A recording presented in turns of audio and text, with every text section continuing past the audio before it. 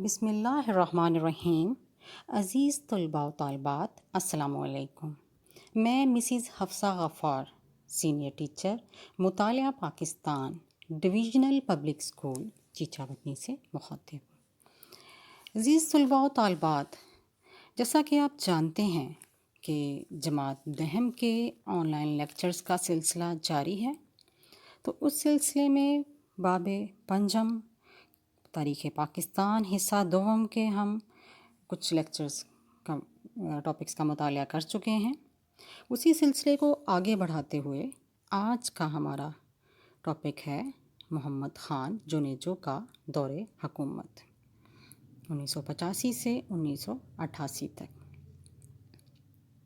عزیز طلباء، جنرل ضیاء الحق نے 1973 کے آئین میں بھی بہت سی ترامیم کر کے آئین کی پارلیمانی روح کو صدارتی نظام میں بدل دیا۔ اس سے صدر کو بہت زیادہ اختیارات حاصل ہو گئے اور پارلیمنٹ کی بالادستی ختم ہو گئی۔ 1985 میں قومی اسمبلی کے غیر جماعتی انتخابات ہوئے۔ 23 مارچ 1985 کو قومی اسمبلی کا پہلا اجلاس ہوا۔ اس اجلاس میں جنرل ضیاء الحق نے آئندہ 5 سال کے لیے صدر کی حیثیت سے حلف اٹھایا۔ اس کے بعد محمد خان جونیجو نے وزیر اعظم کے عہدے کا حلف اٹھایا۔ محمد خان جونیجو کے دور کے اہم واقعات درج ذیل ہیں۔ مارشاء اللہ اٹھانے کی قراردادیں۔ 1985 میں جنرل ضیاء الحق کے مارشاء اللہ کو آخر 8 برس ہو چکے تھے۔ میں واضح کرتی چلوں کہ ضیاء جو ایک آرمی جنرل تھا، یہ ذوالفقار علی بھٹو کی جمہوری حکومت کا تختہ الٹ کر اقتدار پہ قابض ہوا تھا، اور 1985 میں جب اس کے اقتدار کو 8 برس ہو چکے تھے تو محمد خان جونیجو نے وزیر اعظم کا عہدہ سنبھالنے کے بعد کہا کہ مارشاء اللہ کو ختم ہو جانا چاہیے۔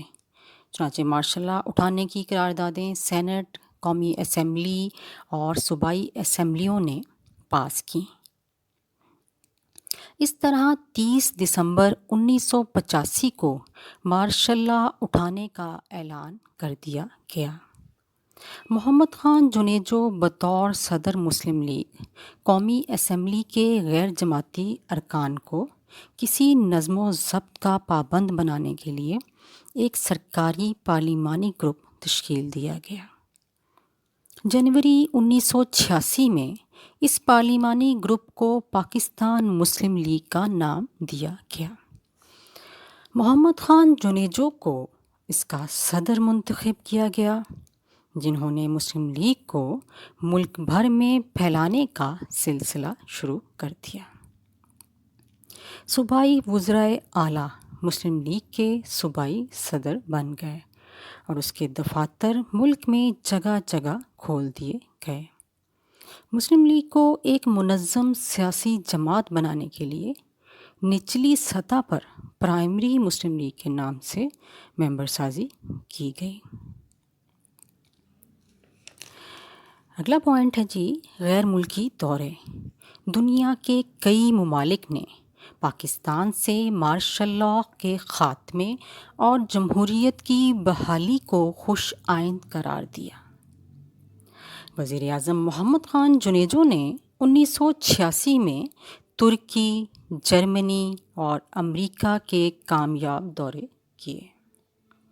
ان دوروں میں باہمی دلچسپی کے امور پر بات چیت ہوئی اور مختلف معاہدات ہوئے۔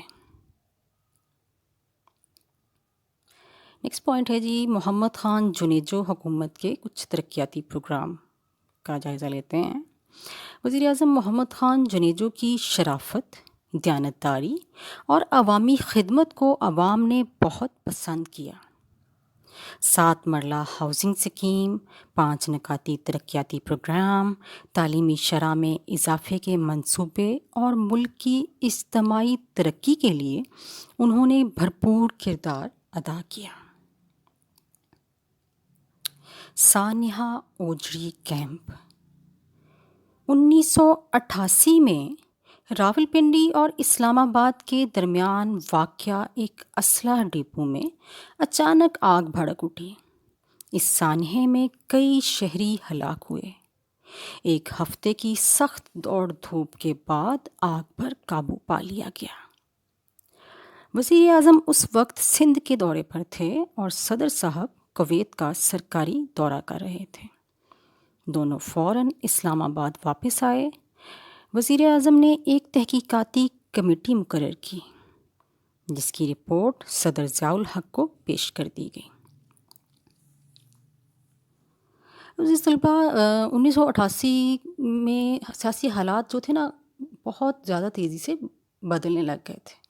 صدر اور وزیر اعظم کے اختلافات کی خبریں سامنے آنا شروع ہو گئی تھیں۔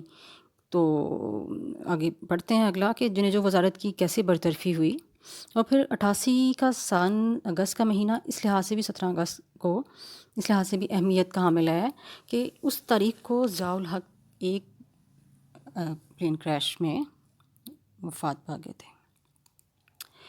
88 کا سن سیاسی حالات کا تیزی سے بدلنا جنرل ضیاء الحق اور وزیر اعظم محمد خان جنیجو کے درمیان مختلف امور پر تنازعات، اختلافات بڑھنے لگے۔